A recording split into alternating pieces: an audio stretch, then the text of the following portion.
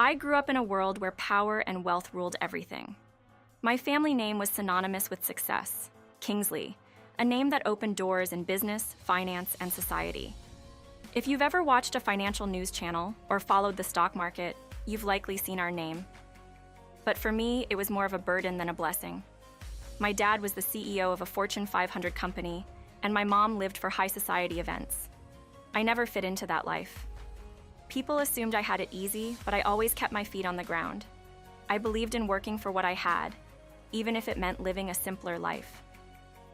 Charity work was where I found meaning. Helping others grounded me in a way no luxury car or private jet could. My parents didn't understand it. They thought it was a phase, a hobby for their golden girl. But it was far more than that. It was on one of those rare evenings when I actually agreed to go out that everything started to change.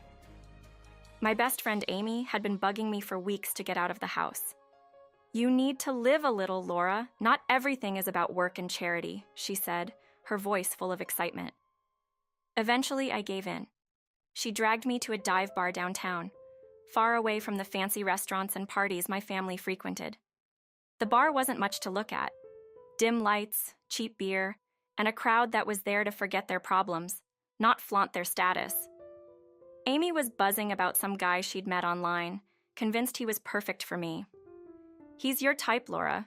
Trust me," she said, grinning as if she knew me better than I knew myself.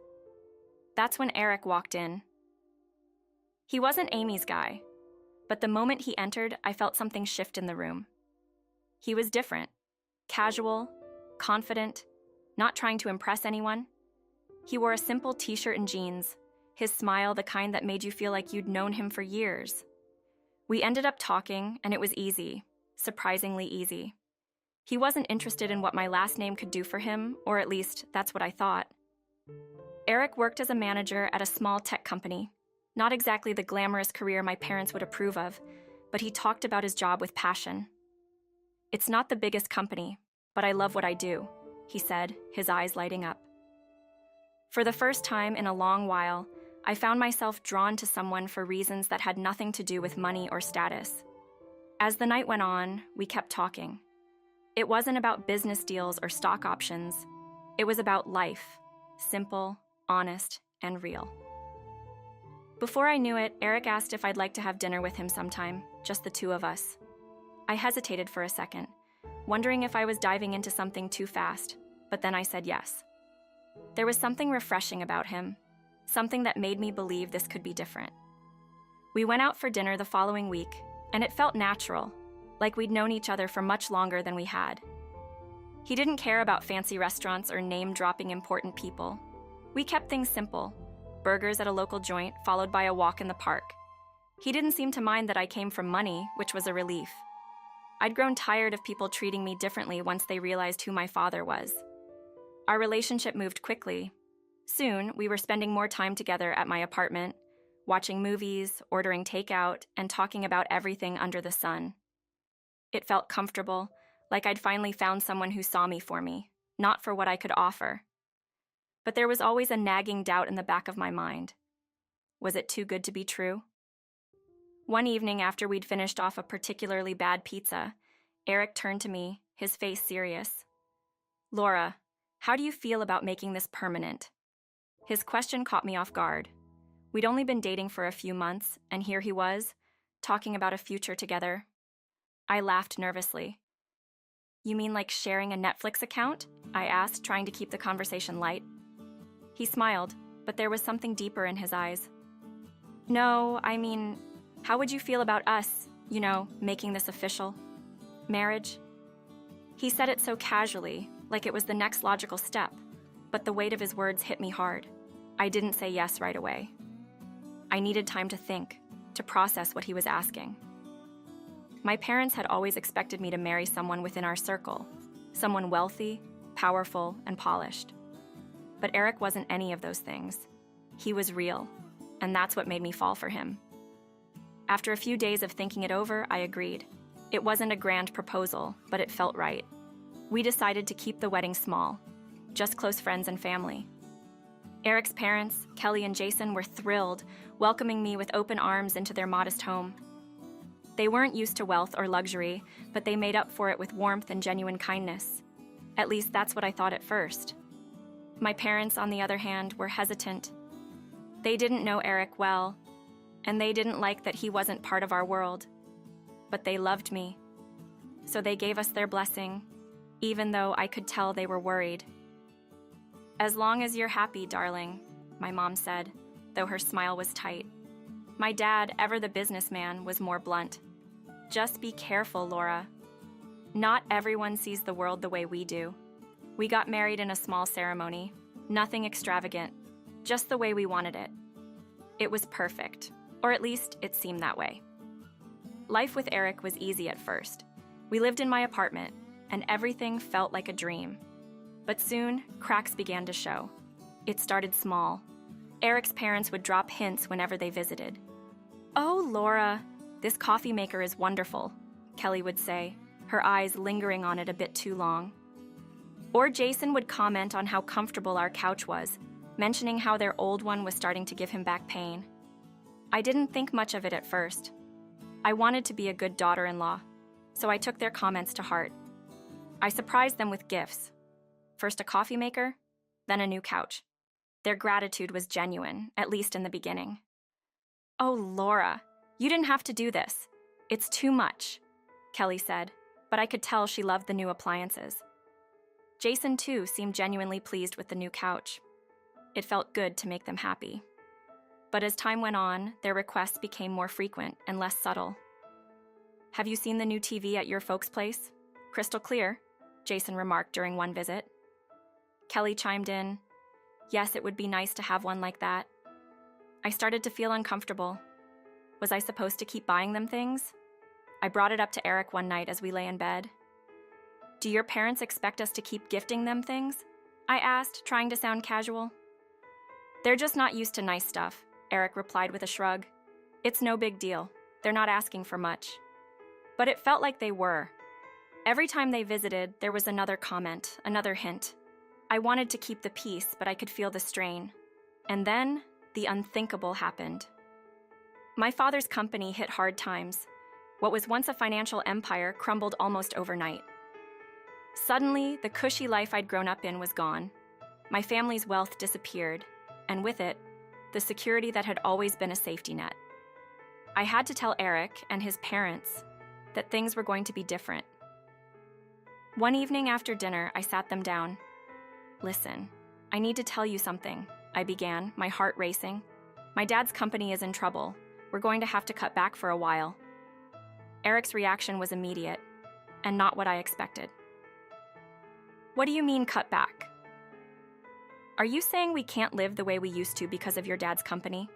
This is his mess, not ours." His words stung, and I felt a lump form in my throat. "I'm sorry, Eric, but this is our reality now. We have to adjust." His parents were no better. "This is quite the situation you've put us in," Jason said, his tone laced with disappointment. Kelly looked at me like I'd let them down personally. The warmth they'd once shown me disappeared, replaced by cold resentment. Moving in with them, even temporarily, felt like stepping into a trap. Their once modest home now felt like a prison, and I was the unwanted guest. Every day, there was a new comment from Kelly or Jason about how hard things had become. "We're cutting back on everything because of this," Kelly said as she served yet another bland meal. Jason's voice was full of judgment whenever he reminded me, "Make sure to turn off the lights. We're not running a charity here." But the hardest part was Eric. He wasn't the man I'd fallen in love with anymore. His frustration turned to anger, and our once easy conversations became filled with tension. "Can't you do something? Talk to your dad. It's like you don't even care we're living like this," he snapped at me one evening. The constant arguments wore me down. Every day felt like a battle, and Eric's words cut deeper with each fight. "I thought marrying you meant security, not this struggle," he'd say, his voice full of bitterness. The love we once shared felt like a distant memory, replaced by disappointment and resentment. It all came to a head at Kelly's birthday dinner. We were at a fancy restaurant, a rare treat given our financial situation, and I was trying to keep the peace. But then Eric, with a smirk on his face, said, Let's get the steak and lobster. Laura can stick with the soup of the day. Got to save where we can, right? Everyone laughed, like it was the funniest joke they'd ever heard, but I felt my face flush with anger. Really? Soup? Is this some kind of joke to you? I snapped. Eric's smirk only grew. Come on, Laura, it's just a bit of fun. I couldn't take it anymore. Fun? You think this is fun? Mocking me when things are tough? My voice shook with fury. I can't believe I fell for this act. The restaurant fell silent, and all eyes were on us. But I didn't care. I stood up, my chair scraping against the floor as I pushed it back. Keep your steak and lobster. I'm done. Eric reached out, trying to calm me down. Laura, don't make a scene. A scene? You think I care about making a scene after the way you've treated me? I pulled my arm free from his grip and walked out of the restaurant, my heart pounding in my chest. When I got back to their house that night, I packed my bags. I didn't care where I was going. I just knew I had to leave. This wasn't the life I wanted. Not with Eric, not with his parents, and not with the constant pressure of trying to meet their expectations. The next morning, I went to see my parents. I hadn't told them about the fights, about how bad things had gotten with Eric and his family. I didn't want them to worry. But when I walked into my dad's study, I broke down. Laura, what's going on? He asked, standing up from his desk, concern etched across his face. I told him everything. About Eric, about his parents, about how they had turned on me the moment things got tough. My dad listened, his expression hardening with every word. When I was done, he let out a long sigh. I saw this coming, he said quietly. I just hoped I was wrong. His words hit me like a punch to the gut. You knew? I had a feeling, he admitted. People show their true colors when the chips are down. It's a hard lesson, but it's one you needed to learn. I nodded, my heart heavy with regret. I thought Eric was different. You wanted to believe he was, Dad said, putting a comforting hand on my shoulder. But now you know, and you're stronger for it. We talked for hours that night. Dad told me that things with the company weren't as bad as they seemed, that they were on the verge of a major breakthrough. The financial struggles had been a test, a way to weed out those who were only around for the money. I was stunned. So we're not broke? I asked, barely believing it. Dad smiled. Not even close. But now you know who really cares about you and who doesn't. I left his study that night feeling a strange mix of relief and anger. I wasn't broke, but I had seen the truth about Eric and his family. They hadn't loved me for me. They'd loved what I could give them. The next day, I went back to Eric's parents' house. I was ready for whatever came next. When I walked in, Eric was waiting for me with divorce papers in hand. Here, he said, practically throwing them at me. Let's get this over with. His parents stood behind him, smug smiles on their faces. Kelly actually had the nerve to snicker. Finally getting rid of the freeloader, she muttered under her breath. I didn't say a word. I just signed the papers. As I handed them back to Eric, I pulled out a newspaper from my bag and slapped it down on the table. Thought you might want to see this, I said, my voice steady but filled with satisfaction. The headline was impossible to miss. My dad's company had made a monumental comeback, profits soaring. The color drained from Kelly and Jason's faces. Eric's smug grin vanished in an instant. Kelly was the first to switch gears. Oh, Laura, it's all a misunderstanding. We didn't mean... I cut her off. Save it, I'm done. Jason tried to play peacemaker. Let's not rush things. Maybe we can talk. But I wasn't interested in talking. Number, I'm done with all of you. I turned to leave, their pleas fading behind me. I didn't look back.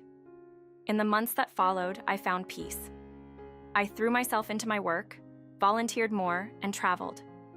Life felt full again, and I was happy. Really happy. One day, I got a text from someone I'd met on my travels, inviting me to dinner. No pressure, just food and good company. I smiled, feeling a warmth I hadn't felt in a long time. Maybe it was time to open my heart again, but this time I'd do it on my terms. And just like that, I felt ready for whatever came next.